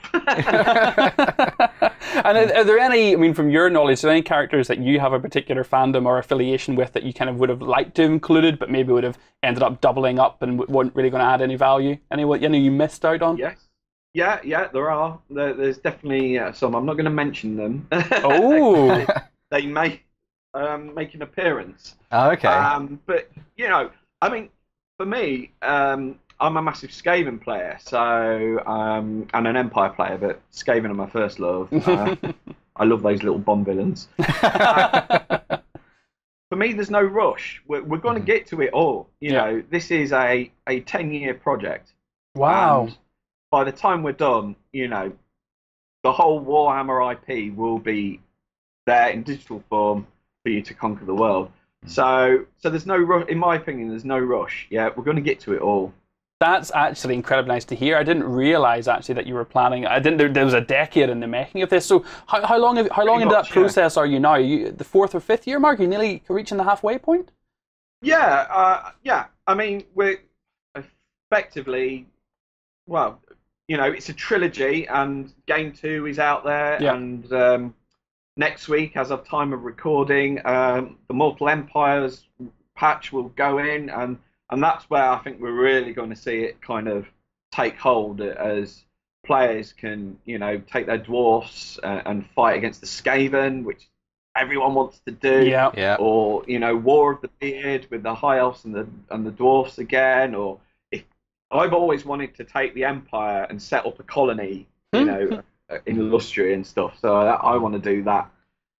So all that stuff is going to be possible with Mortal Empires. And that's just coming out. That's not a downloadable content. That's like a free patch you guys are just putting into the game. It is a DLC, but it's a free DLC. It's something we're giving to the players. I mean, you have to own both games. You have to own Warhammer 1 and Warhammer 2. We need to keep the lights on here at the studio. But, you know, if you got those, you're going to get this free patch. And, you know, it's going to... But for me, going back when I was 12 and picking up Warhammer miniatures for the first time, you know, I couldn't even imagine what this game will be able to do for that. You know, you'll be able to have armies as big as you like and conquer the world. Yeah. So one of the key things you said there was a little bit about the War of the Beard and stuff. Are we going to be seeing some sort of more enclosed campaign stuff, a little bit like what we had with the Beastmen when they came out? So potentially something a little bit further back in time, or is that something that you'll just see play out on the larger scale, I guess? Or... I think we're going to let players kind of sort that themselves. We did start doing these kind of almost kind of focused in narrative-driven campaigns, but what we found, and it kind of shows you how we're kind of adapting and evolving the plan as we go along, is players want factions, and so the next DLC won't have a kind of focused mini campaign. It will have 4 legendary lords instead of 2. Oh, nice. Very cool. So even more of those special characters we were talking about, and each one gets their own kind of bespoke faction within that race umbrella, and different starting positions as well. Okay, awesome. And so I guess because we wanted Ben, you're big into your lore, like you know more of the characters than I would from fantasy. But because we had a couple in particular that we had discussed that we wanted to see in the game, but I assume this is probably null now. But let's just check. Greyseer Thanquil. Yeah, because obviously I've loved everything that Greyseer Thanquil has ever done. He's the nefarious bad guy that's always sort of plotting behind the scenes. So are we potentially going to see him and his adventures in Lustria? You can simply say potentially. That's enough for us. That's all we need. Well, as I've said, I think the plan is to get to it all. Awesome. I mean, he won't be around for a while. I can't tell you that. But, you know, we know about Thanquil. I'm scared, of course I know about Frank. Actually, if you go on a bit of selfless plugging here, if you go onto Warhammer Access, which is our kind of a content support part of our website, there's some free ebooks that I've written, and that might explain where Frankwell is in this. Okay. Oh, fantastic. Well, if you're watching this on YouTube, or if you're watching this on beastofwar.com, or indeed on Facebook, come to beastofwar.com. We'll stick a link through to those free books in the Warhammer Access. You can go and check those out. Thanks, Andy. Yeah. Any chance to get some from free reading, I'm good for that. So I guess to bring it back down to Warhammer 2 then, so kind of focusing it back in, the Vortex was such an interest, because I loved Warhammer 1, which was all about really the chaos coming down, and you always had this impending doom the entire time of they are coming, build up as much as you can of your forces before this march happens. In the second game, we have the Vortex, and we have all these new rules for rights, and all the different races are trying to affect the Vortex. Why did you think it made such a good central focus for the campaign? What in the lore made it so interesting? Well, it's a perfect MacGuffin, really. Do people know what I mean by MacGuffin? It's a plot device. Anybody who's played a role game ever has probably been offered a MacGuffin at some point. If not, yes, it's any kind of thing that's driving the plot forward. It's a big swirly plug hole of doom in the middle of the Warhammer world. Most races know it's there, and so that gives us a kind of a reason, and it's powerful, and most races would want it for whatever reason. And so what we needed was a catalyst. I mean, why today? Why are these races fighting for it now, not 100 years ago? And so that's why we start off with the comet and stuff like that. But no spoilers, because there's stuff that happens there. But kind of the meta, what we wanted to do. Again, I was just a small cog in this machine that is CA and everything. What we all wanted to do was kind of ramp up the campaign and make it play different and try some stuff out and make the campaign, not just in the early game, but in the middle and the end game, interesting and compelling. One of the kind of things you can throw at strategy games in general is once you are the biggest dog on the block, once you are the most powerful player in the game, it all starts to come a bit, it's just a case of painting the map. Moving through the pieces, yeah. None of the AI can face you, and actually you lose some of that challenge. What we wanted to do here, using the Vortex, was create a race. So even if you're the biggest empire in the game, you could still lose the race. So that's what kind of building up on the Vortex. We got a big piece of UI across the screen that shows you where all the other races competing for the Vortex are. So that gives us a bit of pressure, a bit of plot tension, effectively, which is quite unique in a strategy game. Very much so, yeah. And it also allowed me, from a writer's perspective, and it's something we always wanted to do and probably didn't do as well as we could in Warhammer 1, was bring actual narrative in. We wanted this to feel like it's a Black Library novel that you're happy to be taking a part in. And that's why, because we knew where you were going to be, which is something that's very hard in a sandbox game. This isn't Uncharted, because we in a sandbox strategy game, you don't know where us as the games designers don't always know where you're going to be. Yeah. Whether your commander's dead or whether you're on one side of the world or the other, because it's a sandbox, and we want that sandbox gameplay. That's what people play our games for. So we didn't want to put players on rails, but also we wanted to tell a good story. And because you have to cast those rituals, they're effectively nodes. That's where we could give you treat them like a narrative delivery system, and that's where you get our little movies there. For lovers of Warhammer kind of fiction and lore, there's about an hour's worth of animated Warhammer there, which I know has gone quite well, and I'm sure people on YouTube have already stitched them all together as these little movies. But I think that's actually a really rewarding part of the game, because for me, the opening cinematic for a game is often a real hook for me. Like if I come away from a cinematic, I was just saying, so the opening cinematics of games are a big hook for me. Like if I come away tingly and really excited by that, it gets me enthused to put a bunch of hours into a game. But doing what you've done with the new game and having these little cinematics and story points feeding in all the way through, keep that tension and keep that vortex focus going very well. So I think you've achieved the lore aspect of it and story aspect very well. Good. Yeah, I'm glad. And it's a balancing act. We want people to have their own story effectively, be the masters of their own destiny. But we also want them to feel that there's a grand narrative ongoing as well. And that's kind of the balance, especially in a sandbox game where the player can do anything within the paradigm of Total War.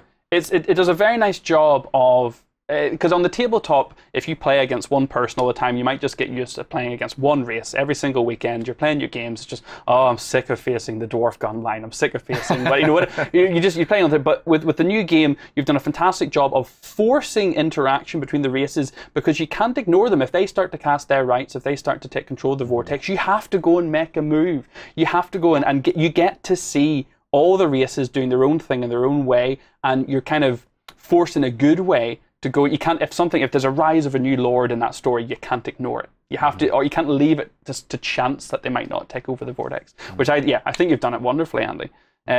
So I mean, and again, it's not just me; it's the whole team. We've been working very hard on it. Yes. So I'm good. It's getting good vibes. So when we are going to be talking with directors of art. We're going to be talking with directors of the game mechanics and the campaign mechanics as well as we chat with Creative Assembly. But did you ever have moments in the design process where you were having battles with the campaign or the campaign director, maybe the main one, where you were saying, "This is the narrative story I want to tell. You can't do that. You're going to ruin it." Did you ever come to loggerheads, or were you always on the same page? The narrative has to serve the gameplay. Gameplay is king, and the narrative has to serve that. I think that's the cross to bear as a writer in the video games industry. If you don't want all this annoying players and games designers to mess up the narrative, become a novelist. Gameplay is king, and narrative is there to service and immerse the player. Lovely. I mean, saying that there may have been some heated arguments about how making sure the lore is represented in a correct way. How these creatures sound. That has been a big talking point because obviously Games Workshop absolutely nails the visuals because that's what they do. They make fantastic miniatures. So there's no arguments about what a Lizardman looks like, but what does it sound like? Wow. That's kind of my job, is to kind of start interpreting that. But then you've got other needs like, but if he sounds like that when he shouts on the battlefield, he'll lose performance and stuff like that. So actually, those kind of heated debates is where a lot of that kind of creative kind of forces is locked. But actually, I don't mind that because I think you find the results are actually much more better. And as it is, we've got what I think are some great sounding Lizardmen who speak Saurian, speak their own language, and everything. So it's interesting. It may be not where you think those kind of debates and spirited discussions happen. Because it's funny, because whenever you read something, or in this case we're talking about tabletop, whenever you look at something, you make up that audio, you make up what they sound like in your head, and what you and your opponent or you and your friends you're playing with both think something may sound like could be completely different, but it doesn't maybe always come up, and then you try and digitize it. I never would have even thought about that as a big challenge, but it really is one. Well, yeah, absolutely, because we're taking a static medium. These models are, by their very nature, kind of frozen in a moment. But then in a video game, a very visual audio medium, we need to know what Carl Franz sounds like. How do the Slan talk to skinks? And to be fair to Workshop and write, and people like myself and Gray McNeil and Andy Chambers, all those, Rick Priestley, of course, all those kind of past greats, is actually they did a lot of that work already in the army books, even though they didn't kind of have to. There isn't a description on how Slan and skinks communicate. the Beastman Dark Tongue and everything. So we take that. If it exists already, we take that and we kind of run with it. Yeah. And do you have like a massive library? Well, I mean, I assume you have a massive library, but do you have somewhere locked away a giant collection of Warhammer fantasy lore, or is it all just inside your head? Do you just have it? Is it all ingrained in you as a person now?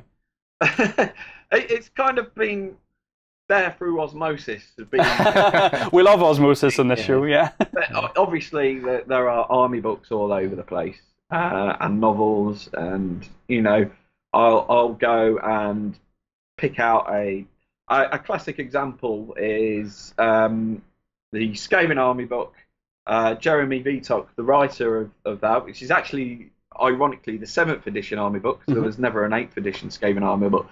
But there's a couple of passages in there that explains how a Skaven moves, that nervous energy. So I just, highlight that and give it to the animators and go, make those words the rigs. And the credit they do, if you notice the Skaven, they're so nervous. There's some of them that bite in their own arm because they've got all this excess nervous energy they can't get rid of, and it's the guy's willingness and the animator's willingness to just kind of surrender to this IP and bring it to life, which I think has been a massive measure of their success. I've said this in quite a few interviews now, but it's true. When I kind of first came on board and I saw Carl Franz move for the first time, it's quite an emotional moment for me. This is an IP who I've been in love with since I was a 12-year-old boy, maybe even a 10-year-old boy, whenever Hero Quest came out. and then to see these characters who I've effectively kind of adored and have been part of my career for so long start to move, start to talk, and using words I've written for them, it was quite emotional. Still is. That's fantastic to hear, and I think to be able to take something, as you said, from a static frozen position and make it come alive is a real privilege, and I think you guys have done a fantastic job. So I love to hear that it's such a place of happiness for you, Andy. Yeah, it's great, and everyone here has that same kind of passion for it. The animators, they want to create a Hellpit abomination, giving a Carnosaur a surplex because it's not because they're being told to, so the passion for this game, it's fantastic. It isn't a day job for pretty much anyone that works here. Oh, fantastic! It's what they want to do, and hopefully the results of that are seen in the game itself. Sorry, I'm getting very gushy. Oh, it's okay. No, it's good. It's how you should be. Absolutely. And I guess talking about the static tabletop stuff, do you still play? Does that 10-year-old still get to scratch a painting itch? Yeah, absolutely. I'm still working on my Vermin Lord. So I have my Gemma will back me up here. I have my Warhammer army on my desk, pride of place. Superb. And yes, it's been used in anger. I think I've only lost one game since I've been here. So last Christmas we had a kind of arena of death where everyone brought their special character for a kind of massive mashup, which went down really well. Yeah, I mean no one kind of denies the roots of what we're working in. It's the tabletop game, and actually we the designers themselves they'll take those tabletop entries from the books and try and get that into the game as accurately as possible within the bounds of what you can and can't do in Total War. Yeah, that sounds absolutely fantastic. I'm really, really glad to hear that you guys in the office actually do still engage the hobby on a regular basis. That's fantastic. Okay, well, yeah. Are there any more questions, Ben? Well, one of the things I was actually quite interested to find out, obviously you talked about your repository of lore and things like that, and sort of diving back into that. Were there any sort of interesting Easter eggs that you found in the sort of looking through these army books and some of the novels that you thought, oh, this will be something fantastic to drop into the world map so that people can go and find it and things? Yeah, absolutely. Yeah. It's absolutely brilliant with that stuff. And I've thrown as many Easter eggs as I can in there. Superb, there's incidents involving a mysterious great enchanter in the World's Edge Mountains that people may or may not figure out. There's references to Macbeth, a Warhammer expansion from 1983. Yeah. So yeah, I literally stripped bare. I've strip mined the IP from all of its years and put whatever I can in there. Whether that's in incidents, whether that's in building descriptions, or even in the chatter. So if you take the camera and actually go quite low to the units, you can hear them talking. Yeah. That's the level of detail we have in Total War, and there's a lot of that kind of stuff in there. And even references to other games, rival games, and friendly rival games. So there might be even like the odd Vermintide reference in them. So there's plenty of different ways for people that love the old world and the new world to sort of dive in and find something special that they can sort of latch onto. And occasionally I'll see that on the forums. Someone will go, "Oh, look, there's this bit," and I smile to myself. Superb, yeah. 2.5 years, but they found that. Well, guys, if you haven't played Total War Warhammer 2 yet, go and give it a go. It's a fantastic game. I've been thoroughly enjoying the little bits I've been getting to play with it. If you find an Easter egg, please let us know in the comments below. I'd love to see it in the community. If we can make a Beast of War first Easter egg find that hasn't been found yet, that would be great. We'll let Andy know. Well, look, Andy, thank you so much for joining us. It's really appreciate it. I was useful, not too gushy. No, at all. Perfect amount of gushiness. There's never, if anyone in the Beast of War community knows I'm an enthusiastic guy, and there's nothing better than seeing someone who's enthusiastic for what they do. Passionate about the projects and stuff. Absolutely. So no, it's very much appreciated. Okay, everyone, so leave your comments below. Let us know what you think of the game and what race you're taking forward in the campaign, and we'll catch you again soon. A world of hideous nightmares awaits in Kingdom Death Monster. Fight to survive or fade into darkness at the Kingdom Death Hub at beastsofwar.com. Greek mythology rages to life in mythic battles pantheon. Become a god and command heroes and monsters in a battle for Olympus at beastsofwar.com. So yeah, an absolute pleasure to talk to Andy about the lore of Total War Warhammer 2. It's worth noting we have 2 more of those interviews coming up as well. We have an interview completely focused on the mechanics, both the campaign and the battle mechanics of the game, to chat about that, and kind of also specifically what's changed with the big new patch with the Mortal Empire.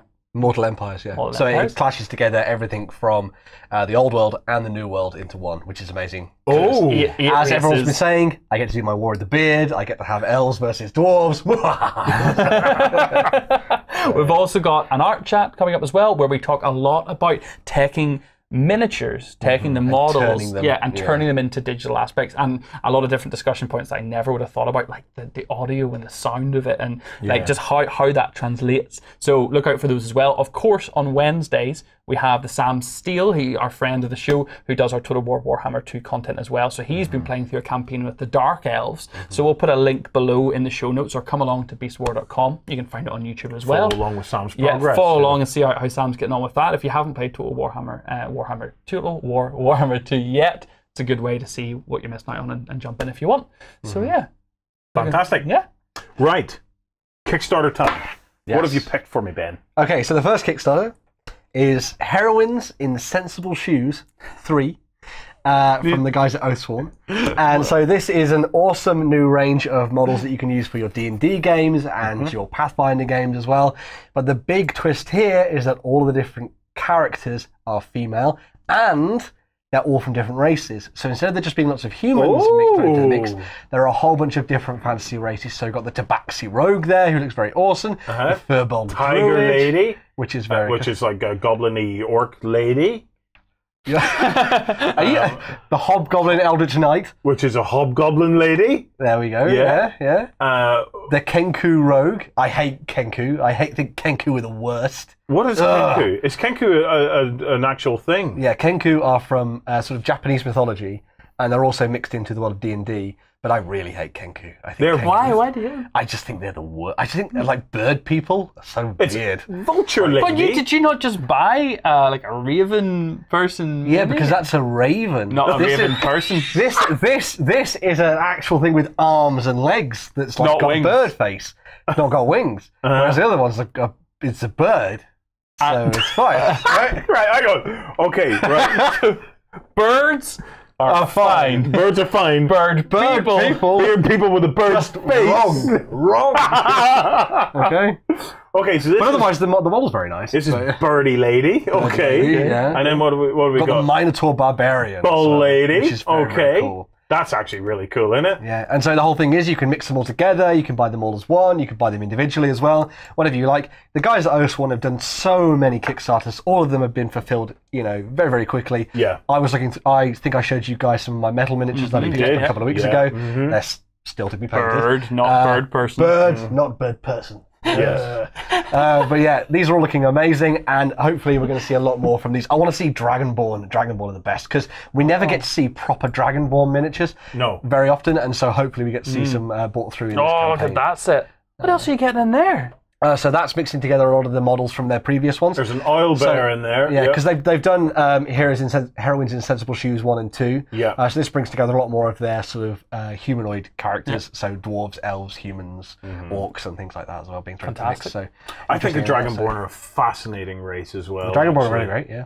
The big thing about Dragonborn is fascinating in terms of a role-playing aspect as well, because they're all from the sort of chromatic sphere, so they're all red, blue, and etc., etc. So they're all tied effectively into an evil god, which is Tiamat, and yet they're all trying to be good people, most of them anyway. So it's really nice to see that sort of transition on the tabletop. And it's funny when you play, with like a half orc sometimes can be recognized as human sometimes, or they can get away with it, whereas a Dragonborn always stands out. You're clearly a dragon. Yeah, there's no way to hide it, so you always get these weird social encounters, and it causes arms this and legs, but face of a dragon. That's fine. Yeah, okay. Wait, you're fine with that? No, and I also like arms and legs and face of a bird. Totally wrong. That's weird. No, tell me what I can and cannot like. What do you think about Big Bird? I don't think you'd like Big Bird. Do you like Big Bird? It's like... Wait, is there a childhood thing that we need to delve into here? I have witnessed something like this before. Lloyd terrified my little sister with some horror movie with a bird lady in it. And it wasn't Home Alone 2, was I don't know what it was. I have never actually seen it, but it utterly terrified my baby sister to the point to this day she has a fear of bird ladies. Maybe that's birdie lady. Maybe that's the thing. Maybe it's these birdie ladies that are the problem. So. Well, I have a fear of giant rats because my dad showed me a movie called The Giant Rat. Whenever I was a little boy. Give away in the title. I will never ever forget the scene where it took place down in the London Underground or the sewers. Was this like a Rat King thing? It was a giant rat, and there was a guy being eaten by the giant rat and holding on to the edge of this kind of like in the corner, wall, like holding on, going being drugged in, and then eaten by a giant rat, and it utterly terrified me. Was the rat out of sight? Like, was it in your mind? Yes. Yeah, so it makes it worse when you can't see it. Totally in your imagination just destroys it. That and Jaws. Jaws broke me.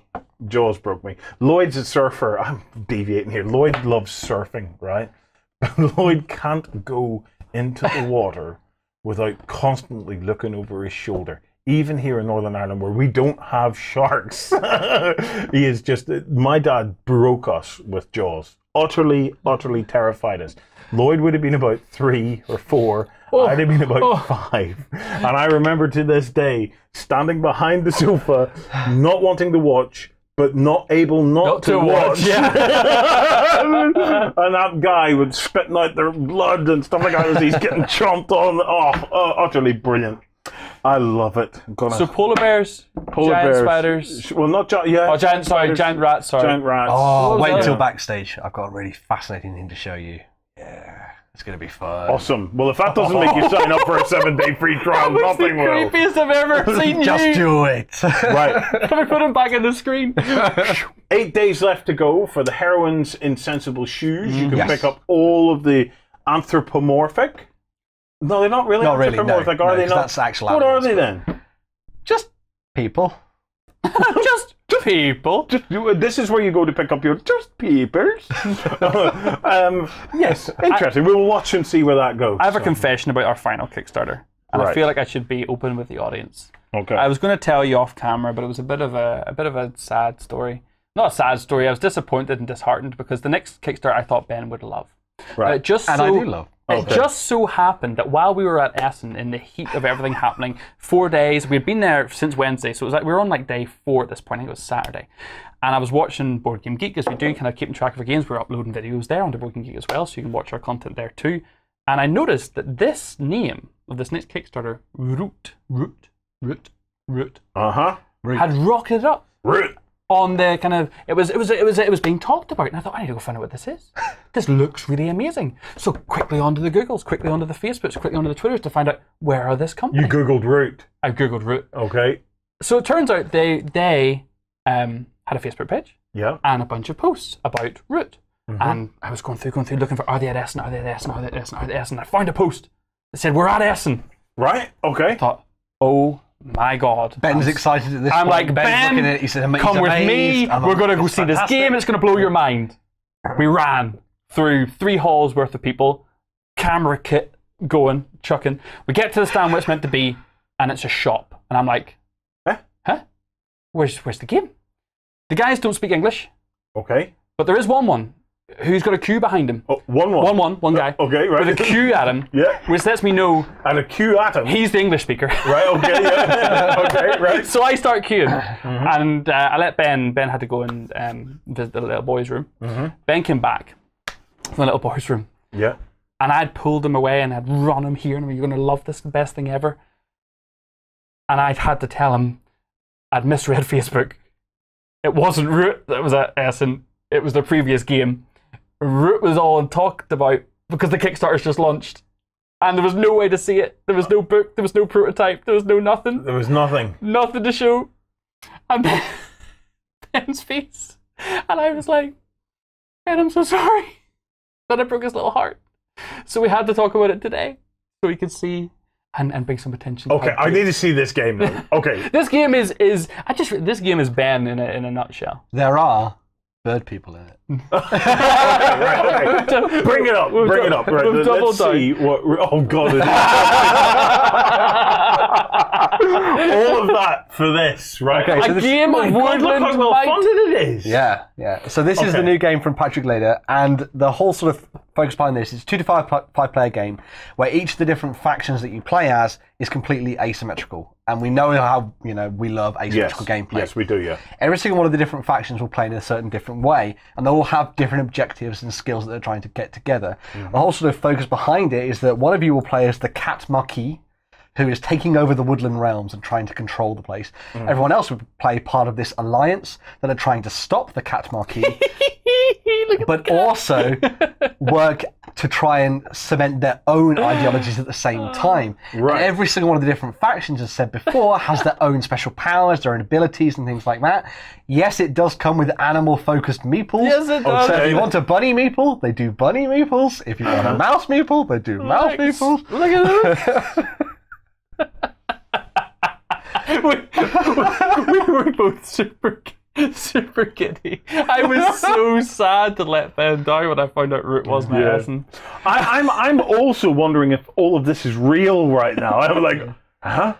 The other key thing to this game as well going forward is that every time you come and sit down to play it, the players are going to drive their own narrative going forward. So each time you play, it will be slightly different. And because of the different paths to victory and taking control of the different factions, you'll always have a different sort of story to tell when you get to sit down and play the game, which is really cool. Especially since the way that all the factions upgrade and the way they play and the card decks and how you use them, because you don't always have to use the same animals each time. You can sort of mix them in and throw them around as well. So okay, Grognar's out there. You can now send Ben and I as much spam as you like. No, it's okay. Because I'm happy now. So. Right, look. We are one big, inclusive family here at Beast of War. It takes all sorts of gamers. We welcome you. We embrace you. With open bird arms. With open birdie arms and birdie faces. Yes. Yes. Right, you let me have half a segment on Euro Truck Simulator, so you can let me have this. So, do you know what? You have me intrigued. I'm absolutely can't wait to see it. It doesn't okay? look how backed it is. It's absolutely ridiculous. The key thing here is this asymmetrical gameplay and the way that affects the narrative and that storytelling aspect of things going forward. Yeah. Because it's really key that each of those sort of elements work really well together. And from what we've seen of this, including the demo playthroughs and stuff on the Kickstarter page, it seems like they pretty much got it solidly nailed down. So, yeah. Well, I never. Thank you for that. Guys, thank you very much for watching. I am going to take them to rehabilitation now. And No, tomorrow morning is time to open the box of Essen goodies. Oh, God. That's the only rehabilitation you're in for. Oh, God, now I'm wondering what's in this It's box. not just board games. There is war game stuff in here too. Uh-huh. Yeah. So there's stuff I like in that box, yeah? So... okay, we will find out. Come on over tomorrow morning and you can assist me in rummaging through Az's giant box where we will see what goodies he's managed to bring back from Essen. Look, other than that, thank you so much for watching. Thank you, Az. Thank you, Ben. Thank you, Root. We will see you tomorrow morning. Cheers, guys. Go ahead and check out our other content on screen now, and be sure to check out beastsofwar.com for the latest gaming news and gaming Let's Plays. And while you're at it, why not hit subscribe, and remember to ding our dong. Go on, you know you want to click it. Go on.